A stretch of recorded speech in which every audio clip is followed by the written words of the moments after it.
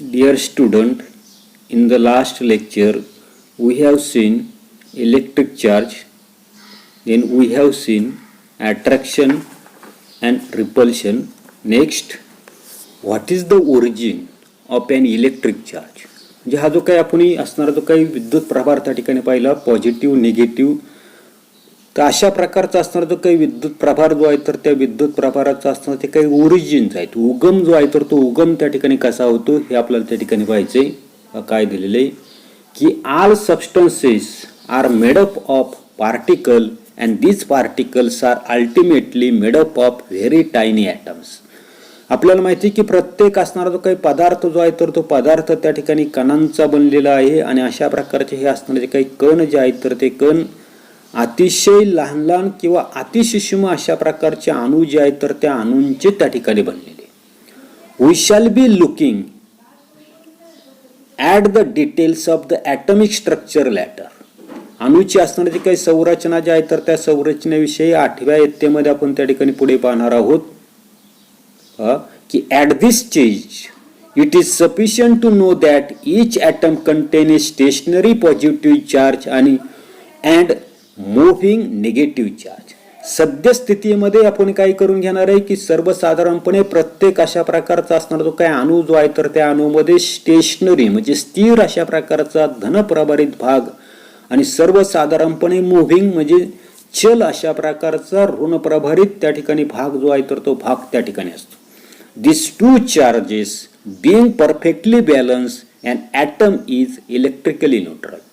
हे जे काही असणारे ते काही धन आणि ऋण अशा प्रकारचे असणारे जे काही प्रभार जे आहेत तर ते प्रभार त्या ठिकाणी संतुलित असल्यामुळं अणू जो आहे तर तो अणू आपण त्या ठिकाणी सांगू शकतो की विद्युत दृष्ट्या त्या ठिकाणी तो उदासीन त्या ठिकाणी आहे. All objects are made up of atoms which means that they are electrically neutral. आपल्या हे त्या ठिकाणी लक्षात येत नसते की सर्व वस्तू त्या ठिकाणी अणूंच्या बनलेल्या आहेत म्हणजेच त्या विद्युत दृष्ट्या त्या ठिकाणी उदासीन त्या ठिकाणी. Then how do objects become electrically charge.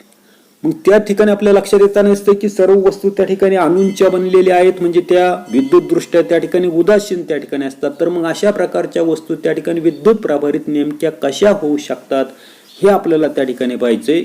आता काय सांगितले, for some reasons the balance of electrically neutral atoms get disturb. तर विद्युत दृष्ट्या उदासीन असलेले जे काही अणू जे आहेत तर त्या अणूंमधील प्रभाराचे काही कारणांनी त्या ठिकाणी संतुलन जे आहे तर ते संतुलन त्या ठिकाणी बिघडताना दिसतं. For example when certain objects are rubbed against each other the negatively charge particles on the one object go to the other object. या ठिकाणी सर्वसाधारणपणे या ठिकाणी असणारी काही रबिंगची प्रक्रिया त्या ठिकाणी दाखवली की असणारे काही दोन ऑब्जेक्ट जे आहेत तर ते दोन ऑब्जेक्ट काय केले आपण त्या ठिकाणी रब केलेले म्हणजे घासलेले त्या ठिकाणी. म्हणजे सर्वसाधारणपणे काही विशिष्ट असणाऱ्या ज्या काही वस्तू ज्या आहेत तर त्या वस्तू काय केल्या एकमेकांवर त्या ठिकाणी घासल्या. तर घासल्यानंतर जेव्हा एका वस्तूवरचा असणारा जो काही ऋणप्रभारित कण काय होताना दिसतो दुसऱ्या वस्तूवर त्या ठिकाणी जाताना दिसतो. तर अशा पद्धतीचं आपल्याला त्या ठिकाणी रबिंगची प्रक्रिया जी आहे तर ते रबिंगची प्रक्रिया त्या ठिकाणी दिसते. आता रबिंगच्या प्रक्रियेमध्ये आपण पाहिलं की त्याच्यावर असणारा जो काही प्रभार जो आहे तर तो प्रभार काय होताना दिसतो दुसऱ्या वस्तूवर त्या ठिकाणी काय होताना दिसतो ट्रान्सफर जो आहे तर तो ट्रान्सफर त्या ठिकाणी होताना दिसतो. का पुन्हा एकदा the object to which they go become negatively charge due to an excess of negatively charge particle. की ज्या वेळेला त्या असणाऱ्या जे काही वस्तू ज्या आहेत तर त्या वस्तू काय करतो आपण एकमेकांवर त्या ठिकाणी घासतो तर तेव्हा एका वस्तूवरचा असणारा तो काही ऋणप्रभारित कण जो आहे तर तो ऋणप्रभारित कण काय होता नसतो दुसऱ्यावर त्या ठिकाणी जातो. ते ज्या वस्तूवर त्या ठिकाणी जातो तर ती वस्तू काय करता नसते अतिरिक्त अशा प्रकारचा असणारा जो काही ऋणप्रभारित कण जो आहे तर त्या ऋणप्रभारित कणामुळे त्या ठिकाणी ती काय होता नसते ऋणप्रभारित त्या ठिकाणी होताना दिसते. Similarly the object from which the negatively charged particle go away becomes positively charged due to the deficiency of the negatively charged particle.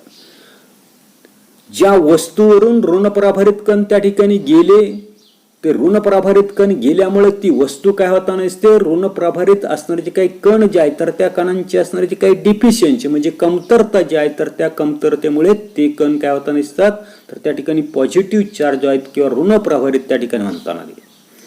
It means that of the two object being rubbed one become positively charge and the other negatively charge. म्हणजेच आपल्याला त्या ठिकाणी सांगता येईल की ज्या वेळेला एखाद्या असणारा जे काही ऑब्जेक्ट जो आहे तर त्या ऑब्जेक्ट करता नसतो आपण त्या ठिकाणी रब करता नसतो. तर रब केल्यानंतर आपल्या असं लक्षात येता नसतं की घासल्या जाणाऱ्या दोन वस्तूपैकी एक वस्तू काय होता नसते आपल्याला, तर त्या ठिकाणी धनप्रभारित त्या ठिकाणी होत नाही, तर दुसरी असणारी जी काही वस्तू जी आहे तर ती वस्तू काय होता नसते आपल्याला ऋण प्रभारित त्या ठिकाणी होताना दिसते.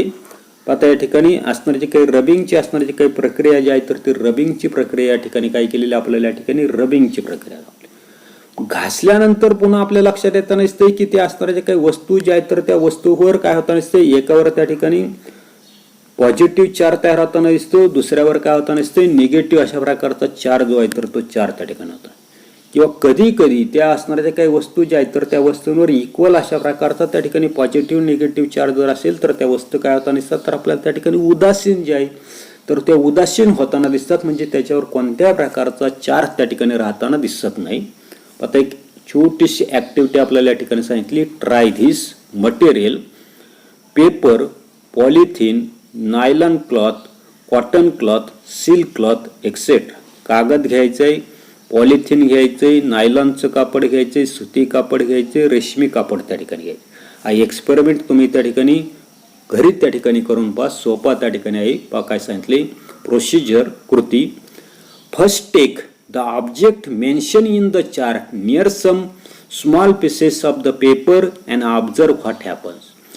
हा जो काय आपल्याला त्या ठिकाणी सारणी जी आहेत खाली दिलेली जी काही सारणी जी आहे तर त्या सारणीमध्ये दिलेले जे काही असणाऱ्या जे काही वस्तू ज्या आहेत तर त्या वस्तूचे असणारे जे काही तुकडे जे आहेत तर ते काय करायचे आपल्याला त्या ठिकाणी कागदाच्या तुकड्यांजवळ त्या ठिकाणी नेऊन पाहिजेत. छोटे छोटे अशा प्रकारचे असणारे जे काही कागदांचे तुकडे जे आहेत तर त्या कागदांच्या तुकड्याजवळ काय करायचे, तर ह्या जे काही असणारे जे काही बलून असेल, बॉल पेन रिफिल असेल, eraser, wooden roller, steel spoon, copper strip याच्या जवळ काय करायचं आपल्याला कागदाचे असणारे जे काही तुकडे जे आहेत तर ते तुकडे त्या ठिकाणी न्यायचेत. आता काय सांगितले पुढे की first take the object mention in the chart near some small pieces of the paper and observe what happens.